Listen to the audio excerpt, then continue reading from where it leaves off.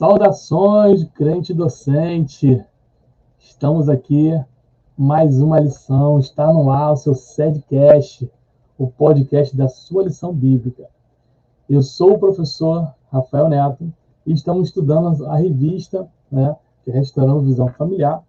E hoje nós teremos uma lição muito interessante. Eu espero que vocês gostem. É uma lição extra, uma lição extracurricular. Estamos aí, completamos mais uma semana extra aí para vocês aí. Então, estaremos falando sobre a deficiência e pecado, o estereótipo da culpa na família. Bom, eu espero que vocês gostem bastante, vocês curtem aí. Não esquece, de clicar no sininho, não esquece de se inscrever, que é muito importante para que vocês possam receber depois novas informações sobre o crente docente. Legal? Então, vamos lá para a nossa disciplina? Vamos lá, tá? Bom, nessa disciplina aqui, nós escolhemos esse tema aí, um tema muito interessante, um tema bem bacana. É um tema que nós estamos vivendo os últimos momentos aí, os últimos anos, falando bastante sobre pessoas com deficiências, pessoas e famílias que tenham muitas vezes chegado até a igreja, mas tenham recebido muitas famílias, muitas pessoas com diversos tipos de deficiência. Eu não falo só deficiência intelectual ou física, mas fala de outras deficiências mentais também. Então, a igreja, a igreja cristã é um tema, a inclusão é um tema muito importante dentro da igreja, relevante nos dias de hoje. O princípio fundamental do cristianismo é amar a Deus e amar o próximo como a si mesmo. E isso inclui acolher, socializar e aceitar pessoas de diferente origem, etnias e culturas. Então, nós temos exemplos, vamos pegar na Bíblia, vamos abrir lá. Jesus nos deixou esse princípio, esse ensinamento muito claro para todos nós. Então, a igreja ela tem que buscar, ela tem que buscar cada dia mais a inclusão dessas pessoas, tá? Porque são pessoas, e a qualquer um de nós que está aqui assistindo, qualquer um de vocês que estiverem assistindo, podemos hoje ser pessoas com nenhuma deficiência e, de repente, algo acontecer na nossa família ou com a gente, e acabamos nos tornando também com alguma deficiência, seja ela, por exemplo, deficiências físicas. Legal? Eu sei que também vou deixar depois para vocês palavras que muitas das vezes acontecem muito de professores, algumas pessoas tiverem muitas dúvidas sobre o que falar e o que dizer, quais são as palavras. Então, vocês vão estar ouvindo eu falar sobre pessoas com deficiências, criança com deficiência, idoso com deficiência, porque nós vemos primeiro a pessoa e depois nós vemos a deficiência, ela vem depois. Tá? Então, a gente dá a ênfase à pessoa que está ali, o ser humano que está ali. É isso que Deus nos ensina a amar o próximo, tá? Incluindo, acolhendo, socializando e aceitando essas pessoas com diferente origem. Vamos seguir. Então, historicamente, uma igreja cristã nem sempre foi um lugar inclusivo. Em certo momento, houve distinções e exclusão de certos grupos de pessoas. No entanto, muitas denominações cristãs têm se esforçado, tem acontecido ultimamente, para se tornarem mais inclusivas e acolhedoras nos últimos tempos. Nos tempos antigos, nós podemos ver alguns lugares, alguns ambientes, como, por exemplo, você tinha Jerusalém, e na cidade de Jerusalém você tinha o tanque de Betesda. O tanque de Betesda eram pessoas que queriam buscar sua cura, viam ali um ato de fé, e se as águas se movendo, entravam dentro das águas e com sua fé buscavam a sua cura, Então, nós vemos ali que o tanque de Betesda é um lugar excludente, é um lugar que as pessoas se excluem.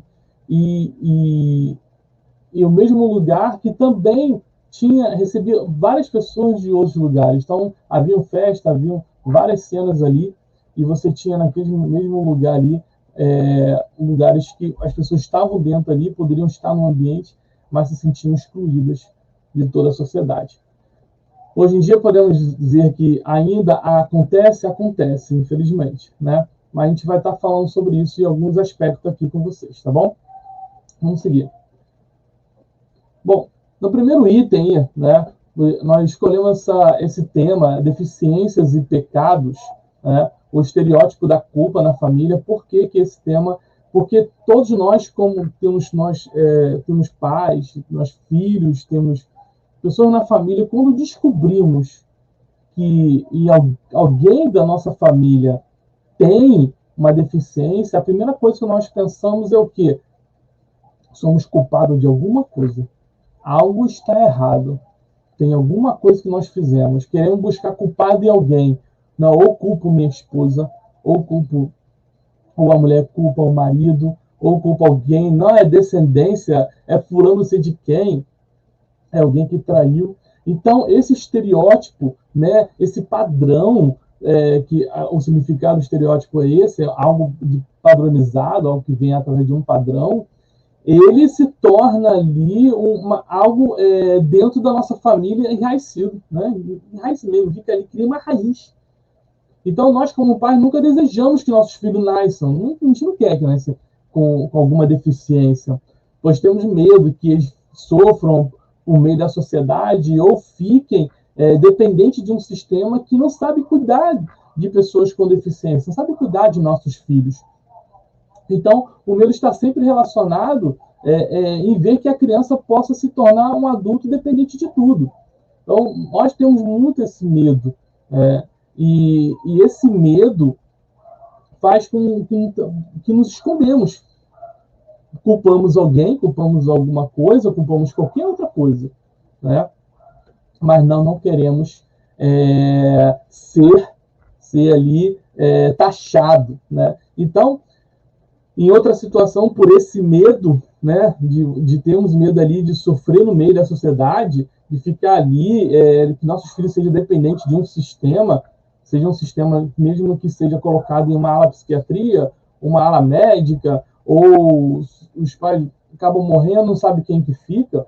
Então, nós utilizamos outro método também. Temos esse medo, mas também acontece outra coisa nesse padrão de culpa, é a negação. Muitos pais negam, né, a existência da deficiência numa criança. Eu digo, claro, não estou dizendo de deficiência física, porque é claramente visível, você vê aquela deficiência. Mas aquela deficiência que nós chamamos hoje em dia de deficiências invisíveis.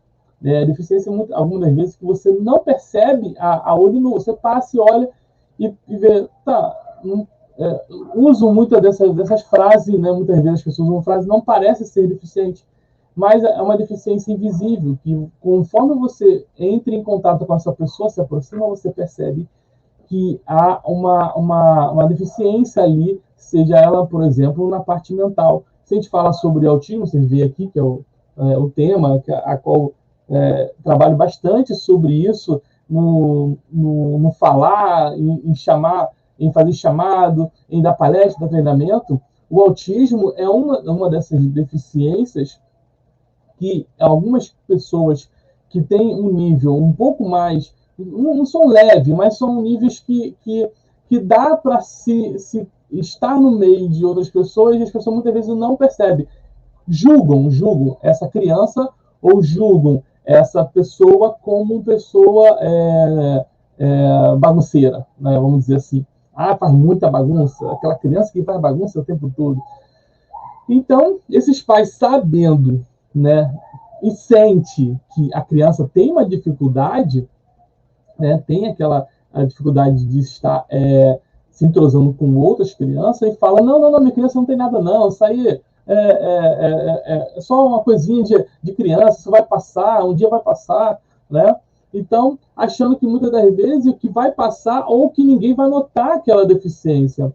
E quando não consegue camuflar, quando não consegue esconder, muitos pais não saem nem de casa, né? E mantém essa criança restrita ao contato social, se limitando ali somente em lugares que é possível de vai no mercado e volta, vai no banco e volta, vai na escola, deixa um tempinho ali e retorna para casa, vai à igreja, né? E não fica muito tempo, já retorna com a criança. Muitas vezes tem pais que não deixam nem a criança ficar na salinha, com medo ali de ser taxado ali naquele momento ali, sabe que a criança ela tem uma dificuldade de entrosamento, uma dificuldade de comunicação, uma dificuldade de interação com as outras, mas elas preferem que não, deixa comigo aqui na igreja, tá tudo bem. Ou então quando a criança já é grande e não teve nenhum tratamento, nenhum cuidado, então o que acontece? Fica em casa, né? Acaba ficando em casa. E isso não é muito legal em questões sociais, em questões de crescimento, em questões de, como a própria Bíblia diz, né, tem que haver a comunhão em Cristo, né, a comunhão em família, a comunhão com a igreja, para que isso seja de fato um desenvolvimento social dentro da vida daquela igreja, né? Bom, eu pulei uma parte aqui, depois o pastor vai me puxar uma orelhinha, mas eu quero me basear aqui, gente, eu não disse aqui no começo, em João 9, 1 a 3, né? 1 a 3. Só para ler essa passagem aqui para vocês entenderem do que nós estamos aqui trabalhando aqui. De 9 a 1 a 3, e passando Jesus, viu um homem cego de nascença, e os seus discípulos perguntaram, dizendo, Rabi, mestre, quem pecou, este ou seus pais, para que nascesse cego? E Jesus respondeu, nem ele pecou, nem seus pais, mas foi assim para que manifestasse nele as obras de Deus. Né? Então, nesse texto da Bíblia, nós vemos aí um comportamento que é ligado a esse comportamento aqui da culpa da estereotipia, porque o estereótipo da culpa, quer dizer, né, desculpa, esse estereótipo da culpa, quer dizer, esse padrão de querer culpar alguém porque aquela pessoa nasceu cega, que aquela pessoa nasceu com uma deficiência, é culpa daquela família, é culpa de alguém ali. Então, isso dentro de casa já acontece, tá bom? Só para anunciar para todos, né? Digo eu como pai de 2 crianças autistas, que eu tive esse mesmo comportamento, apresentei esse mesmo comportamento. Eu falava, não, meu filho não tem deficiência nenhuma, fala sério, isso vai passar, é só um jeitinho dele, ele não está falando agora, um dia ele vai falar, e não era nada disso, né?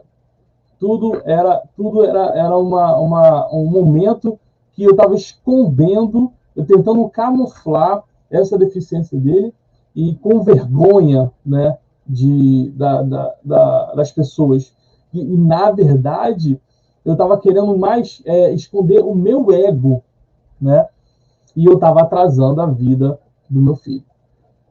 Porque, por não enxergar que existe ali uma deficiência, ele precisa de ajuda, ele tem as suas limitações, ele tem um cuidado importantíssimo dentro do seu desenvolvimento de aprendizagem, dentro da escola, dentro da igreja, ele precisa de ajuda.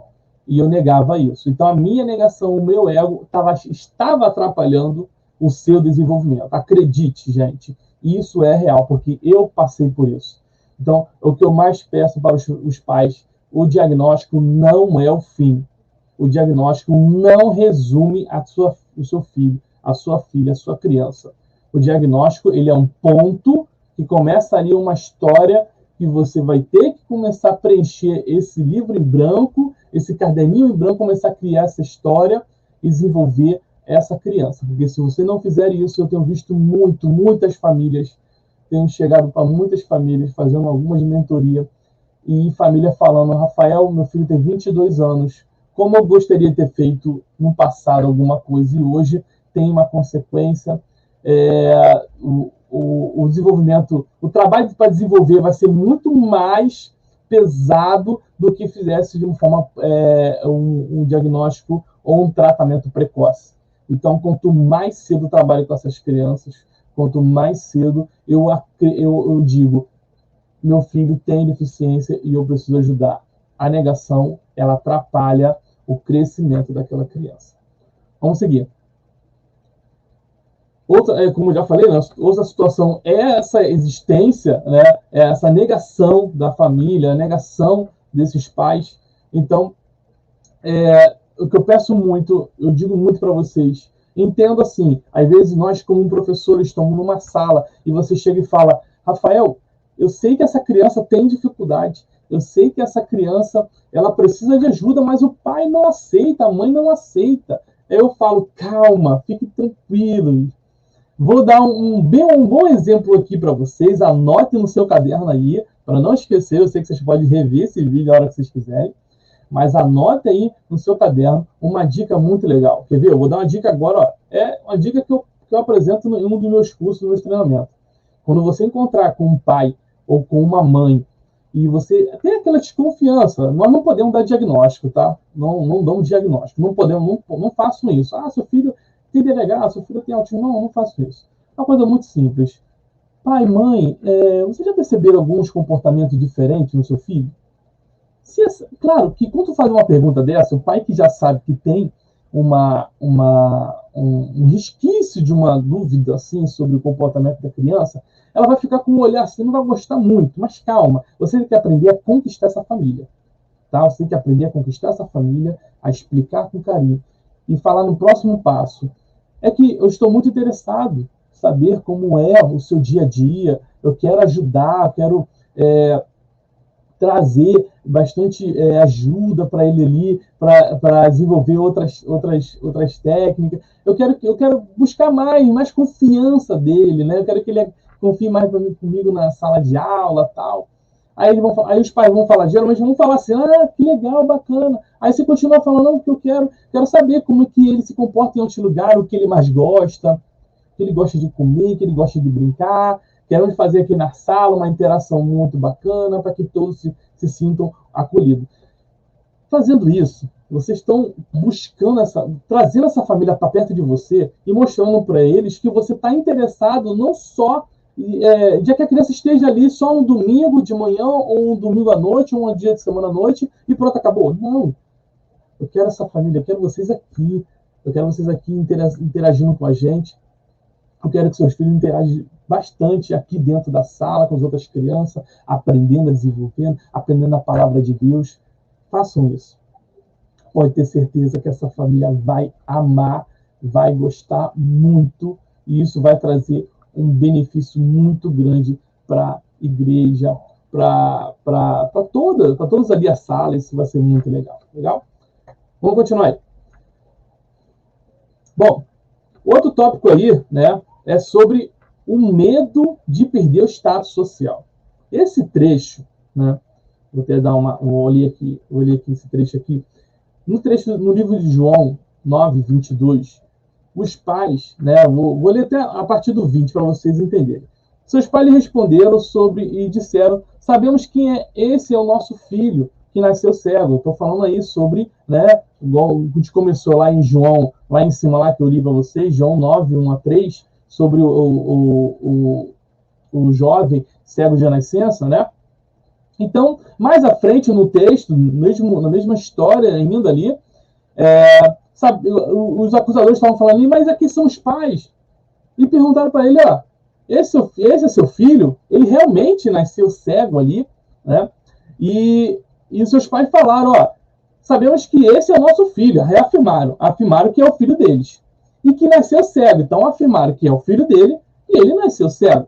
A família não estava mentindo. Foram encontrados os pais, sabiam que eram os pais. Podemos entender também que sabiam quem é essa pessoa, mas mesmo assim, não estavam acreditando pelo milagre que aconteceu. Mas como agora ver, não sabemos, aí agora muda um pouquinho o comportamento deles. Mas agora ver, não sabemos ou quem lhe tenha aberto os olhos. Não sabemos tem idade.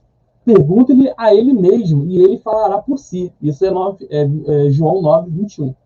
No João 9:22, fala assim, seus pais disseram isto, presta bastante atenção, seus pais disseram isto porque temiam os judeus, porque já os judeus tinham resolvido que se alguém confessasse se ele é o Cristo, fosse expulso da sinagoga. Então, essa família, né, os pais deixaram bem claro o medo de confirmar que Jesus havia curado. Eles confirmaram sim, é o filho deles, né? E ele havia nascido cego. pois eles poderiam ser expulsos na sinagoga.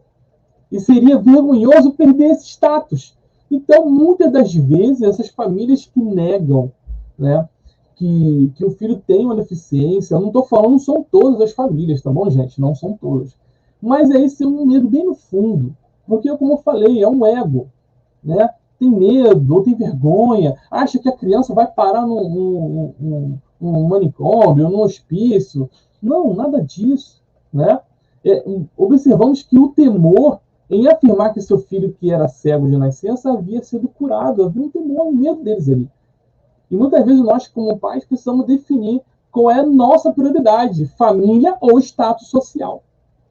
Então, precisamos trazer essa família para perto e mostrar, né, que não podemos ser assim, tá? O status social, isso, sabe, não nos importa. O importante é a família. O importante é cuidar da minha família, cuidar dos meus, para que eles possam desenvolver. Mas eu quero que vocês entendam. Muitas das vezes, alguns professores chegam para mim, algumas pessoas chegam para mim e fica, eu não entendo. Eu já cheguei para essa família, já conversei, tem pessoas parentes que falam, já conversei com essa família e continuam negando. Calma, gente, calma. Se você já conversou e nada adiantou, coloque o joelho no chão e ore para essa família.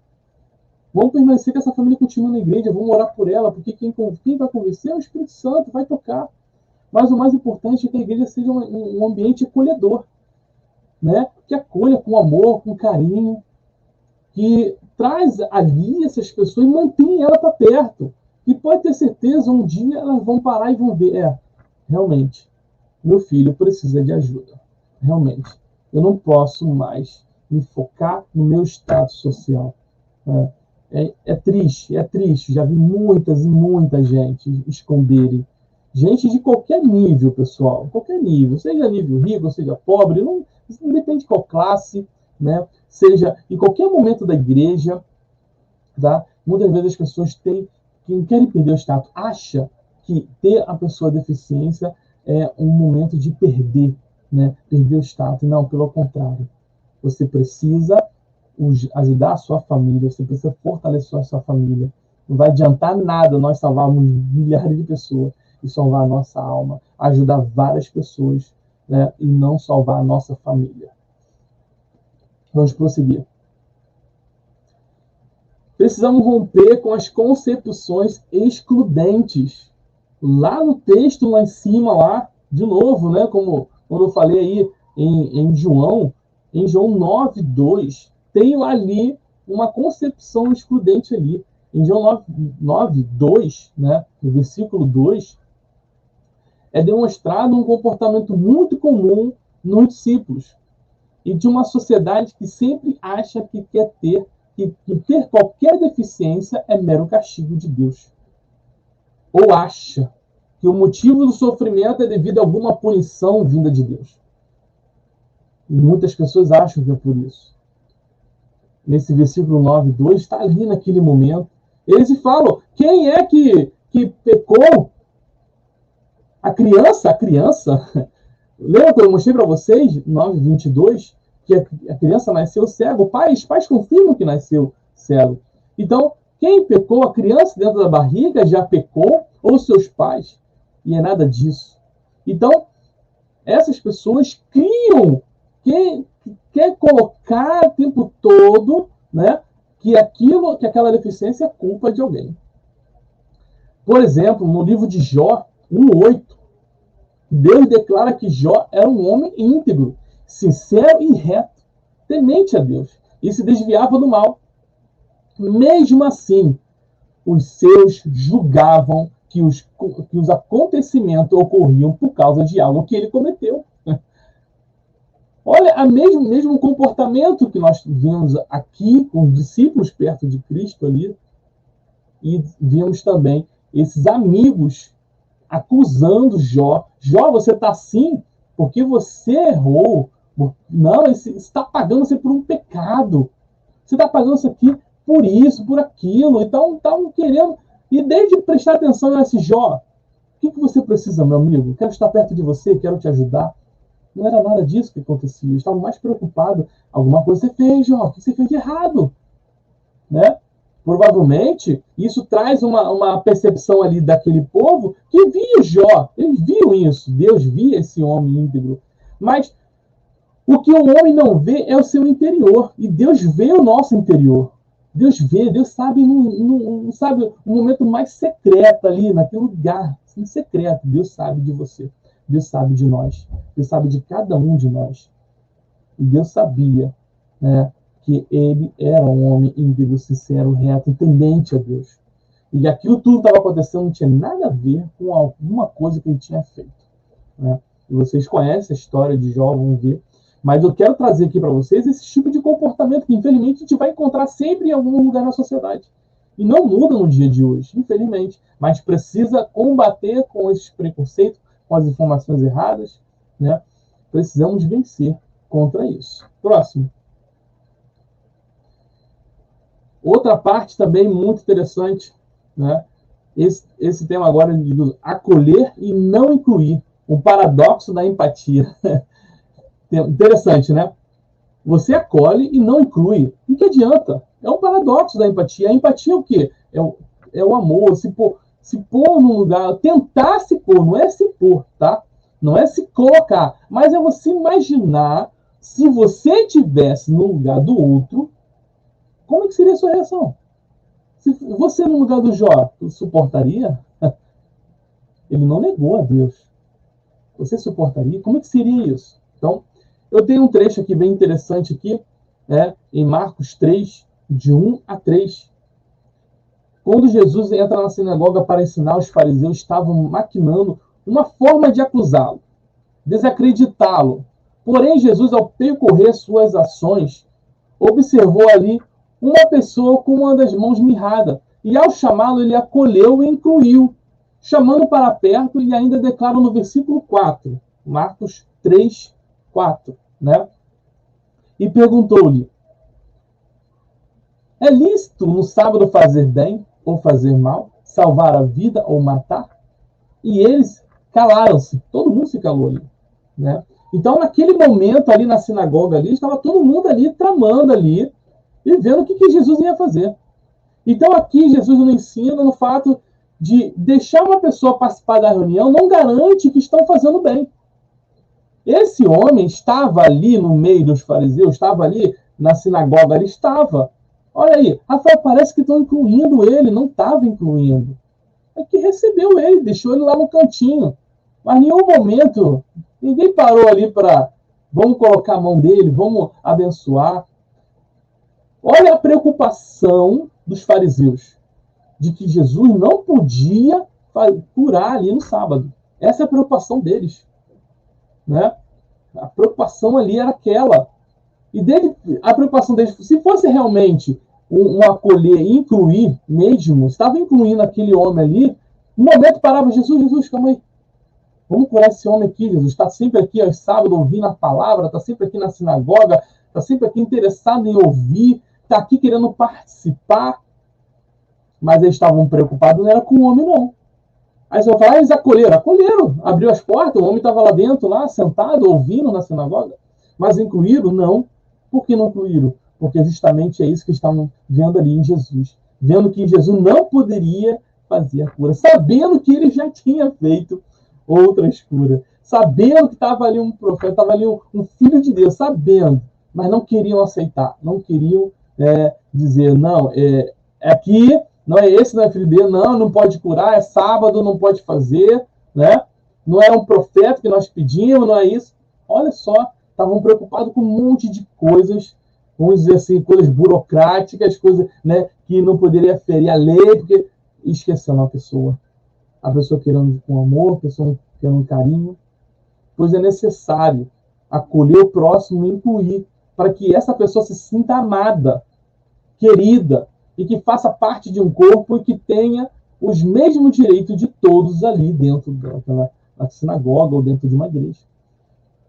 Como podemos nós, irmãos, falarmos de cura? Vamos falar de cura sobrenatural, vamos falar do amor de Deus, se eu não recebo essas pessoas, se eu não recebo todas as pessoas, essas pessoas não, todas as pessoas, independente seja com deficiência ou sem deficiência, independente de qual problema de saúde que ela tenha. Como eu vou falar de cura se eu não faço a minha parte do acolher, de incluir ela dentro da nossa casa, nossa igreja, né? Nossa casa espiritual, nosso lar, né? Como nós vamos fazer isso se não praticamos? É justamente isso que Deus e Jesus nos mostra, que devemos olhar para o próximo, ter a empatia, né? Imaginar se, poxa, o irmão ali está com dificuldade, vou ajudar. O irmão precisa, irmão, esteja aqui com a gente aqui, senta aqui na frente. Não, irmão, onde o senhor gostaria de sentar? Isso acontece muito isso, né? Às vezes a igreja, lugares falam assim, não, nós acolhemos. Não, mas essa pessoa só pode sentar lá na frente, não pode sentar aqui atrás. Não, gostaria de sentar onde? Qualquer lugar aqui na igreja que fica à vontade. O importante é você estar aqui, assistir o culto, esteja conosco, né? Às vezes nós ficamos muito presos a regras, né? E esquecemos de olhar pelo outro, do acolher, de trazer, fazer o que Jesus nos ensinou aí, de praticar tudo isso que já está na Bíblia, gente. Só temos que praticar a cada dia em nossas vidas, né? Próximo. Pode passar. Isso. E como já tinha falado aí, né? Por isso, observamos que atentamente para que ele iria curá-lo no sábado. Jesus disse ali, levanta-se, venha para o meio. Olha só, ele chamou para perto. Levante-se, vem mais para perto. Então ele fez dois atos ali. Levante-se, né? Ele já estava acolhido. E venha para o meio aqui. Eu quero que você seja incluído dentro aqui desse ambiente. E o próximo ato é a cura. O que todos ali não queriam que acontecesse, mas estava tramando que acontecesse, porque queriam tramar para uma forma de matar Jesus ali. Eles queriam criar uma trama.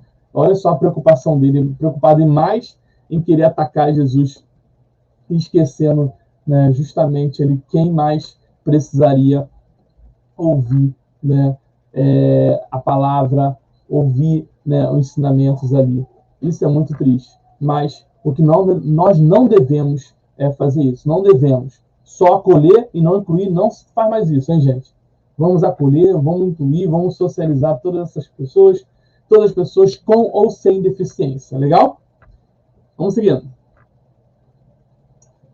No item 3, né, nós temos aqui Deus manifesta a sua obra diante de nossas dificuldades. E esse texto está justamente aí, ó, em João 9,3, né? Assim como diz que Jesus diz assim em 9,3, e Jesus respondeu, nem ele pecou e nem seus pais, mas foi assim para que se manifestasse nele a obra de Deus. Né?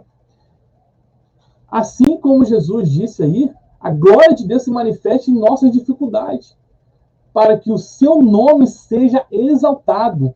Com deficiência ou não, os nossos problemas não foram feitos para nos parar ou nos fazer desistir, mas sim para nos ensinar e ajudar os outros que podemos superar e vencer através do amor de Deus, as experiências que nos proporciona. Então, é isso que Deus nos quer. Deus nos ensina, nos usa. Ele fala, pega a sua dificuldade, pega esse momento que está difícil para você está vencendo, você está lutando. Às vezes a gente nem terminou a nossa luta. Às vezes a gente está indo naquela batalha. E Deus fala assim, eu quero que você ajude o outro. Eu quero que você também ajude, porque você sabe a sua dor, você sabe a dor do outro, e ajude também. Né? Vai, seja mudança, vai, mude outras pessoas, seja você mudança nessa pessoa, para que esse amor se multiplique cada dia mais. Né? Pode passar.